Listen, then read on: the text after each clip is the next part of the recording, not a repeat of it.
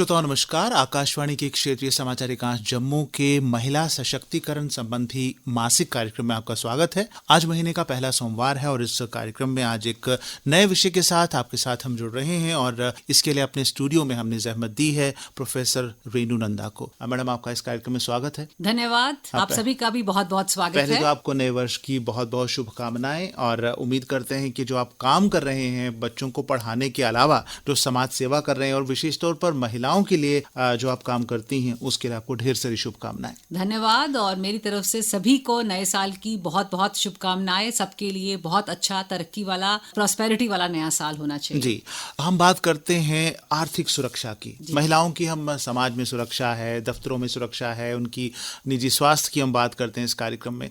एक है आर्थिक तौर पर उनका सुरक्षित होना और सशक्त होना। ये कितना जरूरी है किसी भी महिला के जीवन में? जी, सबसे पहले तो मैं आपको मुबारकबाद देना चाहती हूँ कि आपने इतना अच्छा और इतना संवेदनशील विषय उठाया है, वो भी रेडियो के माध्यम से। रेडियो एक ऐसा मीडियम है जो मैं देख रही हूँ कि आज के युग में, बल्कि आज तो बहुत ज्यादा, लेकिन काफी वर्षों से, कि हर उस व्यक्ति तक पहुंचता है, उस महिला तक, उस गांव में जो काम करते लोग उन तक, हर ग्रामीण तक, जिसको हम कहते हैं the last woman, the last child, the last man, the last village. तो आपकी तो पहुंच ही बहुत ज्यादा है जी। और इस माध्यम से अगर हम बात करेंगे आर्थिक सशक्तिकरण की, तो इसकी बहुत ही महत्ता है। क्योंकि जैसा आप कह रहे हैं कि गांव में मैं जाती हूँ, काम करती हूँ, और अभी हाल ही में हम अपना विद्यांजलि के कार्यक्रम से जुड़े हुए महिलाओं से, बच्चों से, बहुत सारे लोगों से मिले और उनसे बात की। पर ऐसा लगता है कि महिलाओं का जो सशक्तिकरण है वो कहीं खो गया है, विशेष करके ग्रामीण क्षेत्रों में। मैं कहूंगी, आप देखिए गवर्नमेंट में इतने पॉलिसीज हैं,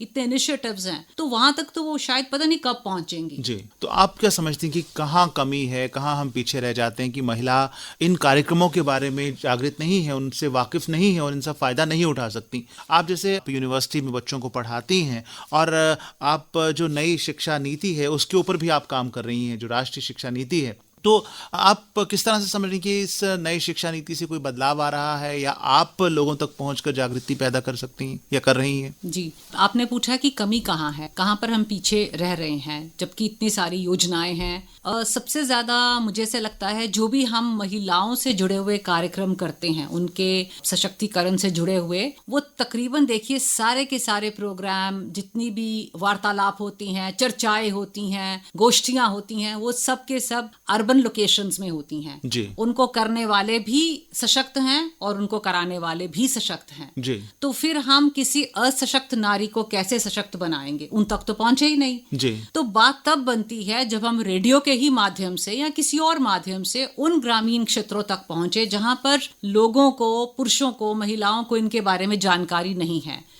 बहुत सारी स्कीम्स हैं, लेकिन उन स्कीम्स के बारे में उनको पता कैसे चलेगा? हम एक कॉलेज में या फिर एक आप कहे यूनिवर्सिटी में, किसी ऐसे अदारे में बैठ करके ऐसी बातें करते हैं। वही मैंने कहा ना, हमें उनसे बाहर जाना है। जी। और आपका दूसरा जिसके साथ जुड़ा हुआ जो प्रश्न था बहुत ही अच्छा था कि जो राष्ट्रीय शिक्षा नीति 2020 है, उसके अंतर्गत हम लोग बहुत सारे ऐसे छोटे छोटे कार्यक्रम कर रहे हैं जिसमें हम गाँव में जाते हैं। और इसी से जुड़ा हुआ एक विशेष प्रोग्राम है Vidyanjali. Vidyanjali is actually an offshoot of the national education policy, और ये मिनिस्ट्री ऑफ एजुकेशन ने लॉन्च किया था 22 में। जैसे ही लॉन्च हुआ, विद इन 10 डेज मैंने क्या किया कि अपने डिपार्टमेंट को, अपनी यूनिवर्सिटी को वहां पर लॉग इन कर लिया, रजिस्टर करा दिया। जी। और लॉग इन रजिस्ट्रेशन के बाद जो था वो हमें एक नंबर कोड मिलता है, you can see us on the website. और उसके बाद मेरे लिए अगला चैलेंज था कि मैं किस तरह से वॉलंटियर्स को एकत्रित करूं। जी। क्योंकि कैसे हम काम करेंगे। और सबसे बड़ा ये भी था हमारे सामने मुद्दा कि जाना है तो हमारे को ग्रामीण क्षेत्रों में, हमारे रूरल इंडिया में जाना है। जैसे महात्मा गांधी कहते थे और आज भी है, I still believe that 80% of India lives in villages. तो हम मानते नहीं हैं because of so many reasons. देखिए, जो वर्टिकल हॉरिजॉन्टल मोबिलिटी की वजह से शहरों को आते हैं, लेकिन उनके दिल दिमाग कहीं गांव में ही बसे होते हैं। आज ही जैसे हम एक बच्चे से बात कर रहे थे, छोटा सा बच्चा है, बहुत ही ही वहाँ पर फेमस आप कहेंगे कि आउटलेट है, ये लोग मिल्क केक बनाते हैं। अब्दुलिया गांव का नाम है, आरएसपुरा से आगे है, शायद बॉर्डर के पास। बिल्कुल बॉर्डर के पास है, और ये बिशन की दुकान है। और मैंने देखा कि मुझे तो वहां पर बिशन की वाइफ पूरी सशक्त लगी, क्योंकि बिशन जी वहां नहीं थे। हमने मिल्क केक लेना था, हम भी जल्दी में थे क्योंकि हम विद्यांजलि के कार्यक्रम में गए थे। तो हमने जब उनसे कहा कि हमें मिल्क केक चाहिए, उनके पास 3-4 जगह अलग अलग था। आप देखिए, डिसीजन मेकिंग, एम्पावरमेंट, वो सब मैंने उस लेडी में देखी इतनी दूर। वो कैसे, उसने 3-4 अलग अलग जो थे वो निकाले, और उसके बाद उसने कहा कि ताजा वाला चाहिए कि पुराना वाला चाहिए। तो हमने उस पे निर्णय छोड़ा, उसने फ्रेश वाला निकाला, फिर उसमें से हमने जो लेना था उसने हमें डाल करके, पैसे दे करके, और बड़ी अच्छी वार्तालाप की। तो मतलब है कि महिलाएं पीछे नहीं हैं, लेकिन क्या ऐसा कारण है, ऐसी महिला को अगर हम किसी non governmental organisation, self help group से जोड़ देंगे तो आई थिंक एक बहुत ही बढ़िया चेन बन सकती है। और मुझे नहीं लगता कि वो दिन ज्यादा दूर होगा जब हम उन तक पहुंच पाएंगे। जी डॉक्टर साहब, महिलाएं जो हैं, जिस तरह पुरुष हैं महिलाएं भी हैं, वो किसी भी लिहाज से मर्दों से कम नहीं है, उनसे पीछे नहीं है। जरूरत होती है उनको एक मौका देने की। लेकिन बहुत बार ये भी देखने में आता है कि जो सोच है हमारी, घर में मान लीजिए मेरे पिताजी हैं, मेरे भाई है या मैं हूं, हम कमाते हैं, और घर की जो महिलाएं हैं वो सोचेंगी कि कमाना इनका काम है, हमें क्या जरूरत है करने की। हालांकि वो घर को इतनी अच्छी तरह मैनेज करती हैं, एक होम मेकर की तरह घर में भी वो डिसीजन लेती हैं, एक अच्छे मैनेजर की तरह घर को चलाती हैं, सक्षमता उनके अंदर है। लेकिन महिलाओं का ये सोच लेना कि मेरा कमाना जरूरी नहीं है, कमाऊं नहीं कमाऊं कोई फर्क नहीं पड़ता, तो ये सोच किस तरह से उनके बाधा बन रही है उनके आर्थिक सशक्तिकरण में या आर्थिक तौर पर आगे बढ़ने में? ये तो बहुत अच्छी बात है, अगर महिलाएं भी पुरुषों की तरह कुछ ना कुछ थोड़ा, ये उनकी अपनी क्षमता या उनकी अपनी हॉबी या अपनी स्किल को लेकर के आगे चलें और आगे बढ़े, तो बहुत अच्छी बात है। क्योंकि एक तो मेरे हिसाब से उनके पास एक फ्लो ऑफ मनी, थोड़ी सी फाइनेंशियल सिक्योरिटी जिसके बारे में हम बात कर रहे हैं, वो तभी आ सकेगी। इस तरह से तो उनको पैसे मांगने पड़ते हैं। अब कुछ 2-3 महीने पहले मैं अमेरिका गई थी, और मेरी सिस्टर इन लॉ वहां रहती हैं, एंड वो बड़ी एक एफ्लुएंट फैमिली में उनकी, she is an American married to an Indian.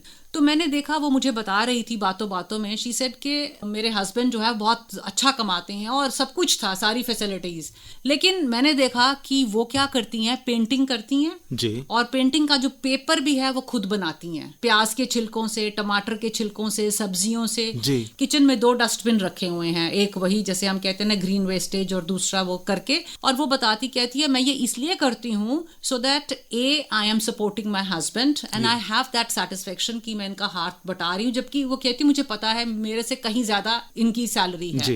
दूसरा वो कहती है मुझे अपने जो भी पर्सनल एक्सपेंसेस के लिए कभी कुछ मांगना नहीं पड़ता जी। और तीसरा वो कहती है मेरी आगे 2 बच्चियां हैं, वो मुझसे क्या सीखेंगी, भले ही वो अमेरिकन सिटीजन हैं, बट मुझसे कौन सी ऐसे वैल्यूज लेंगी। ये तो एक पार्ट। दूसरा पार्ट, शाम को जब हम खाना खाने बैठे तो मैंने देखा कि somebody came in, तो मैंने उनको पूछा, मैंने कहा रेने ये कौन है, मेरा और उनका ना नाम भी सेम है, Renu Renee. So she said कि ये ना पास में एक फैमिली रहती है, तो इनकी वाइफ की डेथ हो गई काफी देर पहले, इनके घर में कोई लेडी नहीं है, तो इन्होंने मुझे पूछा कि can you cook, you know, because you cook for the whole family and Renee is a homemaker. तो कहती है, मैंने सोचा why not, and she said बिल्कुल रेस्टोरेंट वाला रेट लेती हूँ, ठीक है। सो शी सेड कि मुझे फर्क क्या पड़ता है, and she is been doing it for last so many years. So she said initially मेरे फैमिली में किसी को पता नहीं था। सो आप जो कह रहे हैं ना कि I think it gives you sense of pride, satisfaction, your self esteem goes up, you are self reliant, वो सारी चीजें ऑटोमेटिकली आती हैं। जी। और भारत में कुछ तबकों में ये सोच है कि जब हम महिलाओं से काम करवाते हैं, या वो शायद मजबूरी में कराते हैं, या फिर वो उतना सक्षम नहीं है उनके हस्बैंड कमाने वाले, इसलिए वो कर रही हैं। लेकिन ये धारणा कितनी गलत है। जैसे आपने अपनी सिस्टर का एग्जाम्पल देकर के बताया कि उनके हस्बैंड वेल ऑफ हैं, उसके बावजूद वो काम करती हैं क्योंकि वो खुद कर सकती हैं, तो क्यों ना करें। तो ये सोच होना कि मैं कर सकती हूं और मुझे करना है, ये कितना जरूरी है डेवलप करना, और ये किस तरह से ये सोच विकसित हो सकती है? आई थिंक इसमें जो हमारा रोल प्ले कर सकते हैं वो एक फैमिली है। फैमिली का बहुत इंपॉर्टेंट रोल है कि किस तरह से पेरेंट्स अपने बच्चों को रेज करते हैं। आपने ठीक कहा, मैं यूनिवर्सिटी में पढ़ाती हूँ, मैं देखती हूँ most of the students in the university, you know, the girls have been outnumbering the boys for last so many years. तो मैं जब लड़कियों से इंटरेक्शन करती हूँ, मैं देखती हूँ कि द वैल्यूज आर मिसिंग। मतलब ये बात कहना उनको कि भाई तुम्हें भी सक्षम होना चाहिए, तुम्हारे पास जो आर्थिक इंडिपेंडेंस है वो होनी चाहिए, that is not their concern. वो इसलिए इसलिए कमाना चाहती हैं मेजॉरिटी ऑफ देम क्योंकि घर से बाहर जाना है जी एक तो मैं ऐसा एग्जांपल दूंगी एक लड़की क्लास में सोई रहती थी छुट्टी के बाद भी जी it's a very hilarious kind of a thing and I once as head of the department I said भाई तुम छुट्टी होगी तुम जाती क्यों नहीं कहती मैडम जी घर चली जाऊंगी तो काम करना पड़ेगा मैं शाम आप सोचिए कि सोच हमारी कहाँ जा रही है हम चाह क्या रहे हैं हो क्या रहा है इसके बनस्पत मैं आपको बताऊं मध्य प्रदेश में रेडियो के माध्यम से शायद आप लोगों को पता होगा एक मुहिम चलाई गई एक इंटरनेशनल प्रोजेक्ट मिला एक महिला को जो कि रूरल है प्रोजेक्ट किस पे मिला क्लाइमेट चेंज पे और उस महिला ने रेडियो के माध्यम से छोटे छोटे नाटक छोटी छोटी बातें बना करके कि किस तरह से हमें अपने वातावरण को बचाना है क्या करना है उसको पता नहीं कितने $1 बिलियन का प्रोजेक्ट मिला है जी उस रूरल वुमन से प्रेरित होकर के मैंने भी एक प्रोजेक्ट बनाया जी कि हम भी हमारे जम्मू कश्मीर में रेडियो के माध्यम से लोगों में जागरूकता लाएं आई थिंक और अब तो जम्मू यूनिवर्सिटी में अपना रेडियो है बिल्कुल उसका भी क्या आप इस्तेमाल कर रही हैं इस तरह के लोगों में नौजवानों में जागृति लाने के लिए हाँ जी हमारे वहाँ पर बहुत प्रयास चल रहे हैं और आए दिन हम देखते हैं कि महिलाओं को पुरुषों को हर किसी को बुलाया जाता है उनसे बातचीत वार्तालाप होता है और सबसे बढ़िया बात है जो मुझे खुशी होती है ये देख करके जो हमारे क्लास 4 के एम्प्लॉइज हैं और जो ऐसे भाई बंधु हैं जो शायद उनको प्लेटफॉर्म नहीं मिलता वो गाना इतना अच्छा गाते हैं कविताएं इतनी अच्छी लिखते हैं और यूनिवर्सिटी के जो क्लास 4 एम्प्लॉइज है एक अरसे से मैं उनके साथ उनके बच्चों के साथ क्लास कर रही हूँ मेरा ये मानना है अगर कोई कमी है तो वो है अपॉर्चुनिटी की जी और अपॉर्चुनिटी में आप हम जैसे लोग जो पढ़े लिखे हैं वो दे सकते हैं उन तक पहुंच के जैसे मैं संडे को क्लास करती थी ताकि वो क्लास में आए और वो सक्षम बने जी अब फिर वहां से बच्चे गुजरात गए मेरे साथ